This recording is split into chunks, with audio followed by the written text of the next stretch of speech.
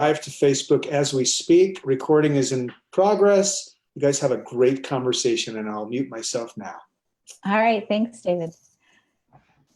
Hi, and welcome to Quantum Conversations. I'm Karen Curry Parker, and I'm super excited to have Dr. Dean Radin here with me today. We're going to be talking about his new book, Real Magic.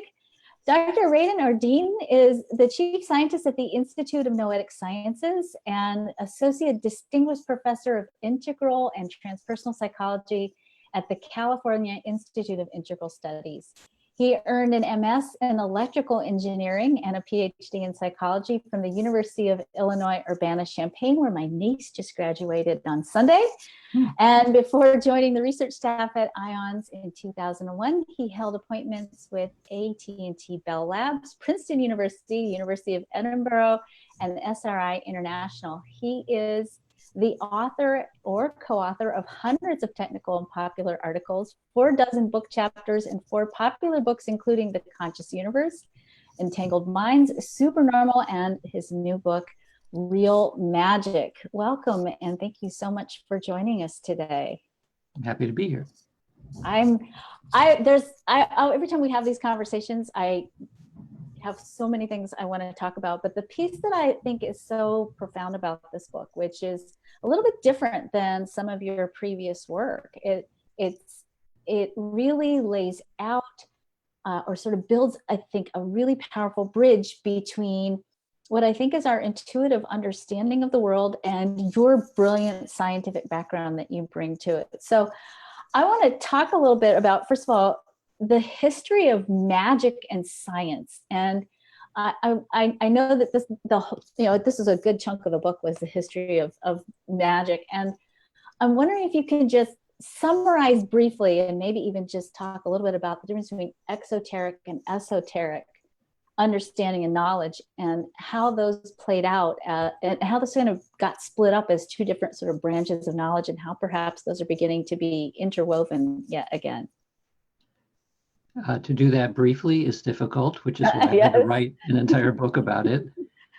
But in essence, imagine that it's 5,000 or 10,000 years ago, and nothing was understood, or at least it was. The models of reality that people came up with were based on stories and what mystics described as the nature of reality, but it was pre-scientific times. So the language that was used was mostly allegorical in terms of trying to understand anything. So sometime probably starting about somewhere between 2,000 years ago and maybe 500 years ago, people noticed that there were certain regularities that happened in the natural world. And this then became a split from previous ideas, which are all considered supernatural, meaning divine. The gods did it. Like the gods made thunder, the gods did everything because no one knew how anything worked. But because regularities started to be seen, it split from supernatural magic into natural magic. So nobody understood how magnetism worked, but they knew that it was a thing. And the same goes with making small electrical sparks, and certain herbs would heal people. So natural magic evolved away from supernatural magic. Eventually, some aspects of natural magic, including alchemy and herbalism and astrology, kept evolving, and the idea of magic was no longer necessary.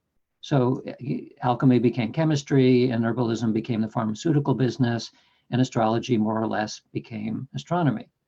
So from a direct lineage from ancient magical ideas, it turned into natural magic, that turned into science. You can trace this through history very, very nicely. But there was something left out of that transition. The transition from natural magic into science is roughly about 400 years old now. What was left out, even from natural magic, was that the alchemists knew that there was something important about the consciousness of the practitioner that was important in the alchemical process. And the same for herbalism, the same for astrology, and so on. That was left out because when science developed, it created a split essentially between mind and matter, or consciousness in the physical universe. The split is oftentimes thought of as being Rene Descartes, who made this split, but there are many others who are thinking of how do we carve out our understanding of the physical world, the natural physical world, from the rest of us, our sense of self, consciousness, and so on. So the split very roughly is one side turned to religion, which took care of the mind and the soul, and the other side took care of the physical world. That's what allowed science to really gain a foothold and develop into the form that we see it today.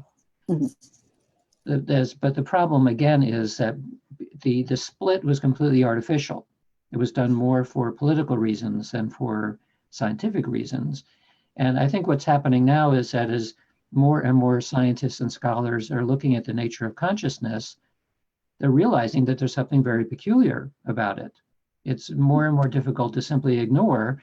And now it's becoming a scientific problem again, because there's the worries about religion are not quite as bad as they used to be. And in the process, as this is one of the major themes in the book then, in the process of trying to understand consciousness from a scientific perspective, it begins to provide new clues about the nature of reality. And one of those clues strongly implies that what used to be called magic, real magic, actually does exist. So I want to back up for a little bit, and then I want to move forward with that concept, because I think it is a very calming and reassuring concept, because I think that there's a lot of, when somebody steps into, let's say, the realm of magic, and the way you kind of define the realm of magic, it's really oftentimes sort of associated with consciousness, intention, and attention, right? Right. And this idea that, oh, maybe this isn't just some hopeful thing I'm doing because I don't know how I'm going to resolve some conflict in my life, or because I don't know what to do about the political situation, so I'm going to hope and hold space and intend, right? And you wonder, in fact, there was a big backlash last year about you can't just hold space, you got to do something.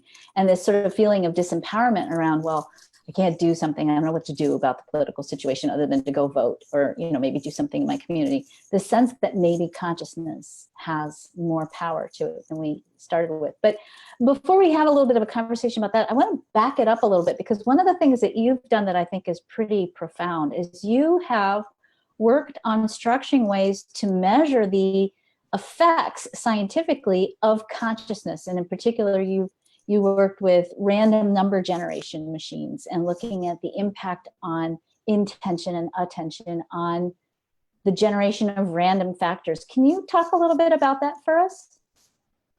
Sure. You mentioned something that sparked an idea before I get into that, and that is that after every horrible school shooting, all a politician says, we offer our thoughts and prayers. And it's maddening, because it's true that, well, that's nice that they're thinking about it, but we do want action as well. So, pull back from that and say, well, do thoughts and prayers actually do anything? It turns out they do. It's not the same as physical action, but there are measurable effects as a result. So it on the one hand, we get tired of hearing that kind of response because it means that no laws are going to change. On the other hand, it actually is doing something. So in the laboratory, the way that we test this, and we've used electronic random number generators as one of the tools, and I'll describe why in a minute, but many, many other targets have been used. Everything from cell cultures to small animals to human physiology to studies that I describe in the book involving chocolate and water and tea and so on. Lots of different kinds of targets to see what happens when you direct your attention towards a physical system. So random generators are a popular tool because the underlying concept here is that it appears that there's a big difference between mind and matter, right? Mind is sort of in there, it's subjective, it's locked inside of you somehow. So in the world is out there. We get the sense that there's no direct connection between them unless you go and do something. So if mind and matter are actually more similar to each other than we usually think, and not so separate, and if you have somebody who is linked to the generator in some way. In the laboratory, you do that by having the random generator be used as a target to select images, or to make a squiggly line on a screen that is linked back to what the generator is doing. Then you're connected to it in some fashion. So you can ask somebody to try to influence the generator, make the squiggly line move up, which would mean that it's producing more 1 bits than 0 bits, say, in a random binary generator. And the evidence shows that people can do that. It's a pretty small effect, but when you get enough people and enough data, you can show that the intention made a difference. So on the one hand, you can say, well, how did it work? Well, from a conventional scientific perspective, we're starting to look at things like maybe there's some kind of a signal that comes out of the mind or the brain that is influencing the electronics in some way. Well, that has been tested, and that is not the case. There are no signals that are passing between the device and the person. One of the values then of looking at the esoteric traditions, the traditions that are all about consciousness essentially, is that again, it suggests that there really are no major differences between mind and matter. So if my mind becomes extremely coherent in the process of focusing on a generator, that coherence is going to be reflected by matter. The mind becomes coherent, well, matter has to become coherent as well. And the linkage is I'm paying attention to that system. So the two systems now are going to go into coherence because my mind is coherent. Well, how do you detect coherence in a random system? It's very easy to do through use of statistics. So if you think of a random system as a bunch of zeros and ones in a random order, coherence can be seen as momentarily just a whole bunch of ones are being generated, or a whole bunch of zeros, something like that. And so the experiments are designed this way. You direct your attention at a system, you see if it goes into coherence, and then you withdraw your attention and see if it goes back to acting randomly. Those experiments have been done many, many times in different ways. And the overall evidence suggests that, yeah, a single person and a single random number generator are correlated in some way related to attention. So now you can expand the idea, take the generator out into the world and simply look at large scale events, like big things happening in the world with lots of random generators all over the place, and see again, is there a correlation between collective mind attention and the behavior of these random generators? And again, the answer is yes. I think that's pretty powerful stuff because, again, it speaks to the fact that maybe we have a certain modicum of control over what we create and what we experience that we haven't fully learned to tap into yet. So one of the things you talk about in your new book, is the power of intention and attention, and that being sort of the energy that harnesses this consciousness and influences what we generate. Can you talk to us briefly for a minute about I know this is kind of maybe splitting hairs a little bit, but I think it's an important piece to understand the difference between attention and intention and how those two work together. Attention as a metaphor is you're in a dark room with a flashlight and you can direct where the flashlight points and illuminate something. So it's simply movement of what you're paying attention to. But that's not intention. Intention is I want, desire for something. So you can have desire without attention for any particular object. Like you could do a meditation or a prayer where you're internally saying something about I want world peace, but you're not particularly focusing on the entire world. It's more about the concept of I want this. You can do attention without intention, or you can do both. So typically, if you have a loved one who is feeling ill, you will direct your attention toward them, and then you put an intention that they would feel better. So that's typically what we do in the laboratory is we do both attention to direct the mind and then intention to get a certain outcome. Okay, good. So the other thing you talk about is what I would call psychic phenomenon, precognizance, psychokinesis, and the fact that maybe there's more validity even to those kinds of experiences than, well, let me ask you this real quick before I even go there. Traditional science, how do they respond to your work? Do they get excited about what you do, or do you freak people out with it? I'm just really curious, because I suspect that, let me back it up and just say, we interviewed Rupert Sheldrake a few weeks ago, and I think about Sheldrake's work on conscious evolution and how we have a consciousness around evolution that's pretty fixed and pretty still. I know it's not as Darwinian as it was maybe 50 years ago, but people are a little bit wigged out about the idea that there's more consciousness involved in evolution.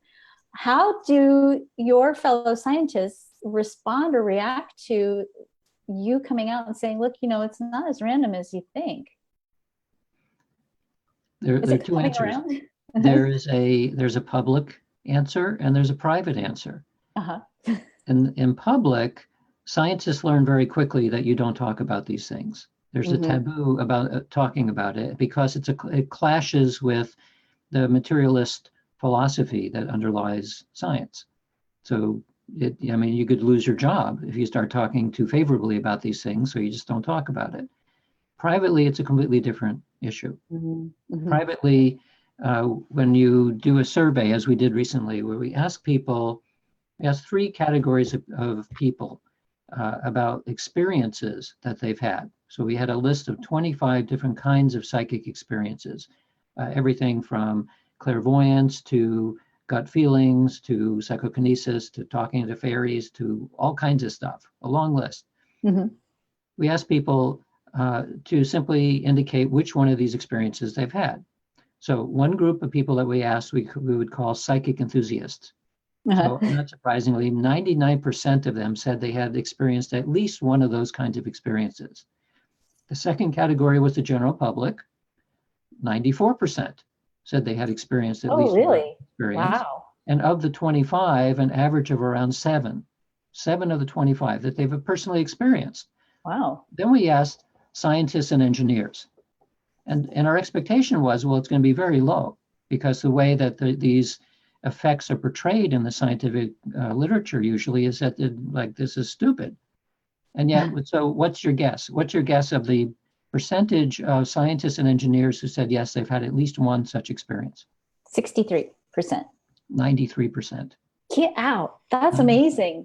But they don't talk about it? What?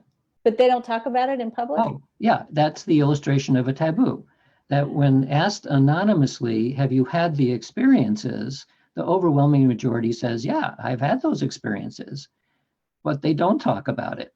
So there's a minority of scientists and engineers who are comfortable enough with their status that they can talk about it openly, but most cannot. It's not that they're not interested because they have the experience, but they learn that they cannot talk about it. So that's the split. It's a very classic kind of taboo. Interesting. And do you feel like it's changed in the last 15, 20 years? In terms of the private side, probably not. Because when you're dealing with above 90% of the population, that's basically everyone. Right. The nature of the taboo is beginning to change in the sense that 30 years ago, if you said that you're interested in consciousness and that was your research topic, you would have been laughed at. You could lose your job. Now it's acceptable. It's mostly in the domain of philosophy and the neurosciences. But the fact that there are an increasing number of physicists and people in other fields where you wouldn't think they'd be interested in consciousness at all, they can talk about it. And these are now thought leaders. So if the thought leaders can do it, then people will follow. And the taboo is beginning to break down, which is great. That's exciting. So, okay, back to my original question. Sorry, I went down a rabbit hole there, but I was curious, like, what do scientists talk about at cocktail parties on Fridays? Yeah. After a few drinks. So talk to me about the scientific validation around things like psychic phenomenon, all the 25 psychic phenomenon on your list. is there evidence that shows that maybe that whole experience that you have, I mean, I'm a mom, I have 8 kids, I feel like I feel my kids. Like sometimes I'll know, oh, if someone so is going to call because I can feel like she's really not having a good day. Talk to me about the validity of those kinds of phenomena and more and more. So this was the topic of my first 2 books. The first book was A Conscious Universe. It came out over 20 years ago already. In that book, I describe how science has addressed the classic forms, elementary forms of psychic phenomena, like telepathy, clairvoyance, and so on. And the upshot is that in science, the currency is that not only do you do a properly controlled experiment, but that it is repeatable by others. Mm-hmm. So I described how you measure repeatability, how you know whether something is real or not, and then went through the various kinds of classes of experiments that have tested telepathy and clairvoyance and so on. So from that perspective, from the data perspective and experiments, the nature of the evidence, even 20 years ago, it's much better today. But 20 years ago, it was possible to already state that based on the evidence, if these phenomena were considered ordinary, they would be well accepted in science. There's no question.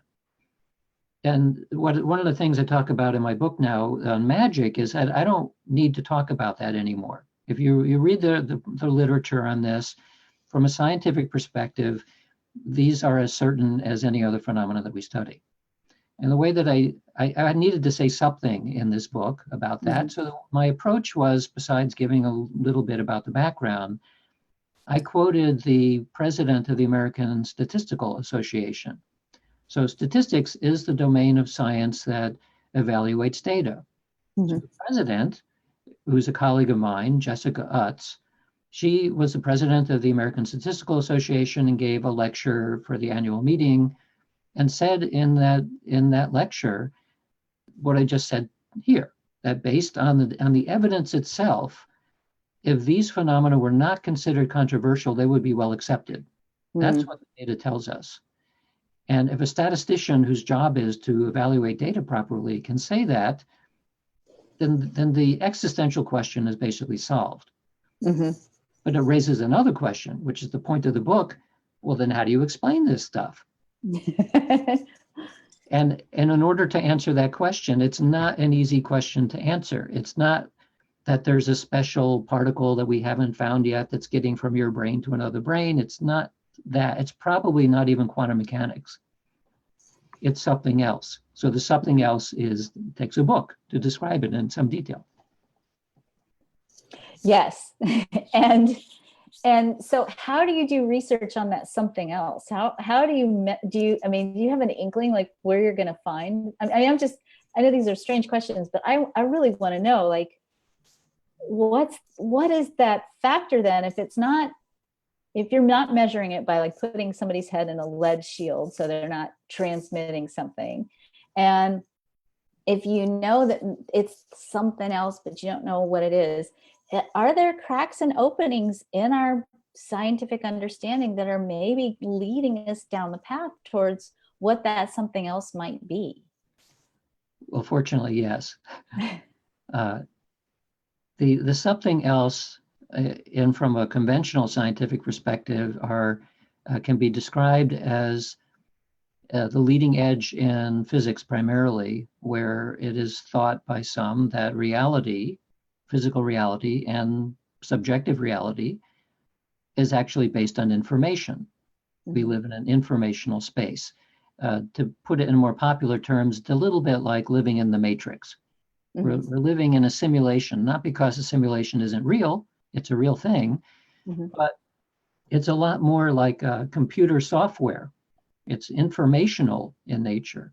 Well, there's a very close synonym for information, which is symbolism, linguistics, consciousness. All of these words are kind of revolving around the same general notion. There's something peculiar about information, mathematics, and you see, again, thought leaders talking about reality literally is mathematics. Mathematics is a symbolic language. So reality is a symbolic language. That's, again, informational. What is consciousness? Consciousness is a combination of awareness plus ability to process information. So this is starting to sound somewhat abstract, but after all, we're trying to describe the nature of reality. It's going to be pretty abstract because our ordinary senses are not revealing reality. It's revealing a construction primarily from the brain. Right. And we're limited by the language. We're limited by how I can describe something to you. So we don't have the mathematics of this yet, but there are people working on it. And the challenge is starting from a purely informational domain. It's just a descriptive domain. How does that turn into physical world? So this is an aspect of mathematics now. It's an aspect of physics. People are working on this problem. The relevance then to both consciousness and magic is that one of the primary themes in magic is that your intentions can manipulate reality. Mm-hmm. It's very difficult to figure out how that could work if you're working within the standard materialistic viewpoint, because we're talking then about some of your thoughts or somehow manipulating the world. It doesn't make any sense. It makes a lot of sense, though, if what you call me, the thing inside of you, that is your awareness, if that awareness is linked or maybe even identical to this underlying consciousness from which the world arises, Mm-hmm.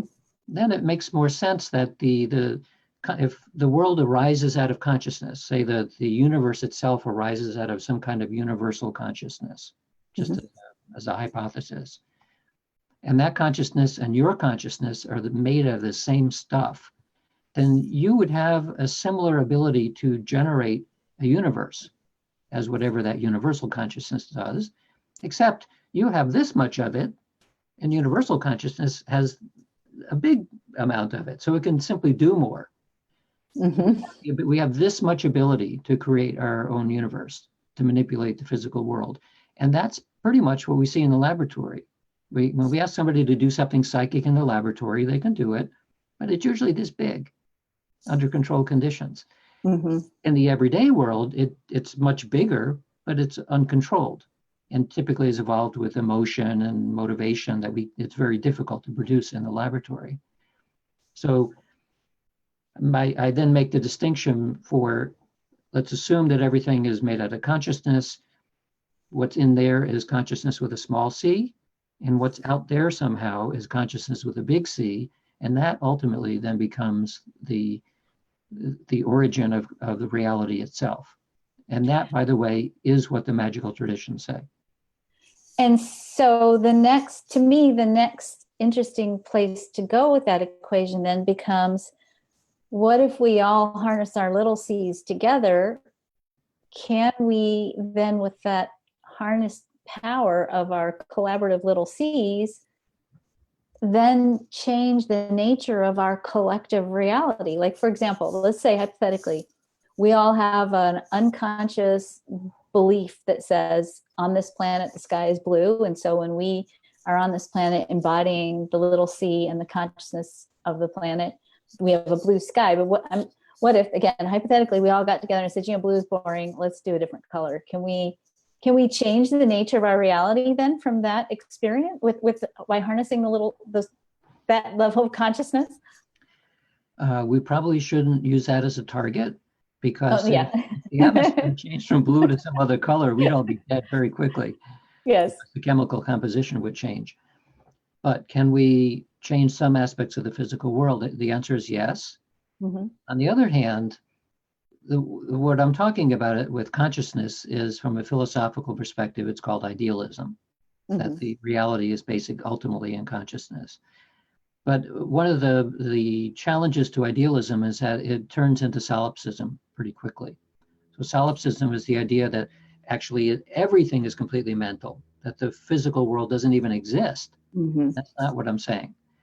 So what I'm saying is that that consciousness emerges into the physical world. We live in a really physical, material place that has its own set of laws and everything else.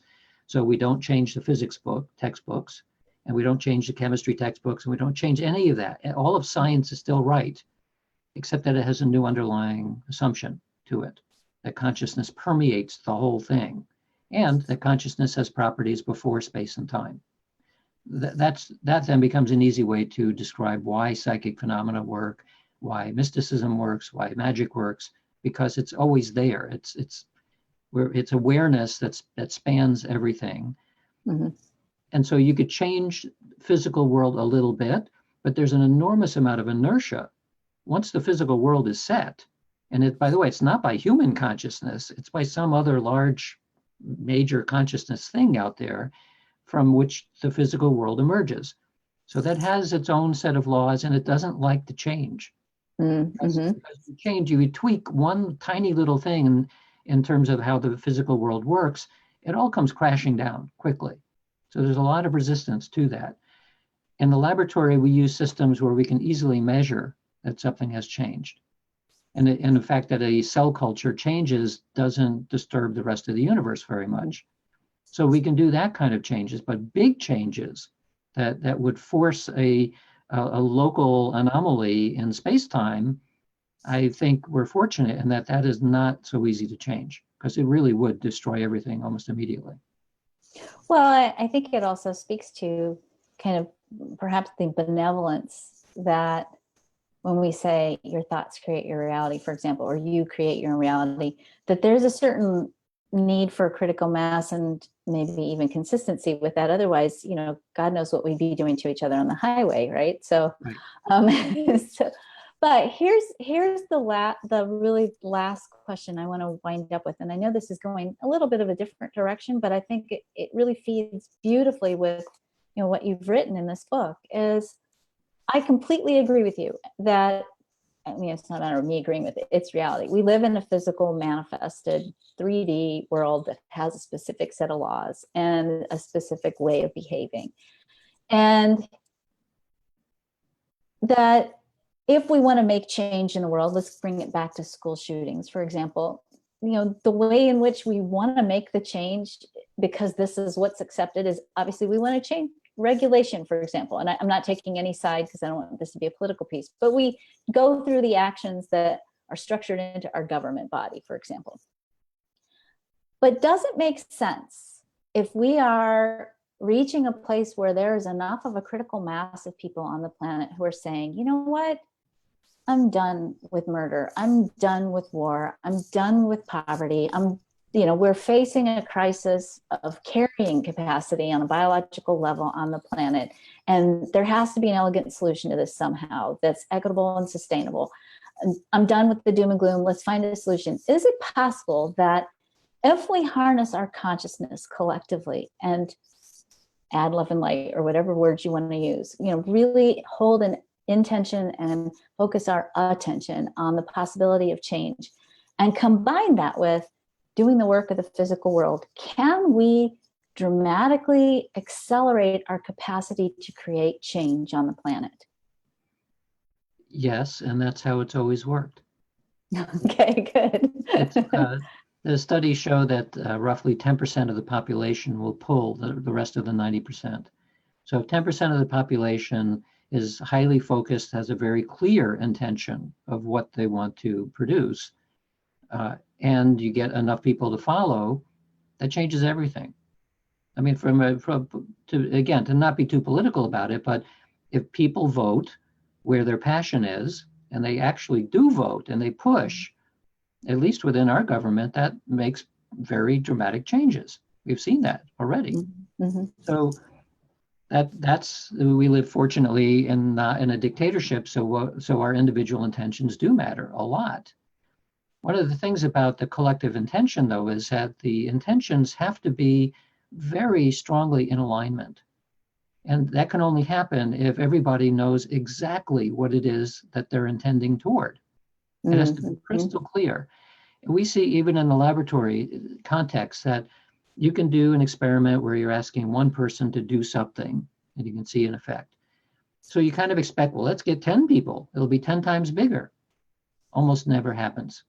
Because it's very, very difficult, even when people are in alignment, they're clear about what they want. There's just slight differences in terms of exactly how people are intending. And if you think of it as a wave-like structure, one person has a wave and another has another wave, to get them all exactly into alignment is very, very difficult. And when you have waves that are slightly out of alignment, you start getting interference patterns. Those interference patterns will reduce the overall effectiveness. So one really powerful intender can be much better than 100 people. We're all trying to do the same thing. It takes a very good leader of a group who can make absolutely clear what the goal is. Then you can start to get more alignment, and that becomes a more powerful push. But as I said, it's really difficult to get more than one person to be very clear on what their outcome is. Thank you for that. So everybody needs to become really good intenders. Well, I take the example of praying for peace. Right. So if you have a million people meditating for peace on a given day, but you have a million different ideas about what peace means. Right. It'll feel good to do that, but it won't necessarily actually do anything. So the instruction then is that we're going to do exactly this kind of thing. Then you have the problem in that most people can't sustain attention for very long. So we see in the laboratory, even with trained meditators, that if you ask somebody to do something, think exactly about this thing. Meanwhile, we're taking their EEG to look at how their brain's responding. They can do exactly that thing for like 5 seconds. And then we see that the brain starts to think about other things. And these were experienced people. So it takes a very unusually talented meditator to be able to sustain attention for minutes.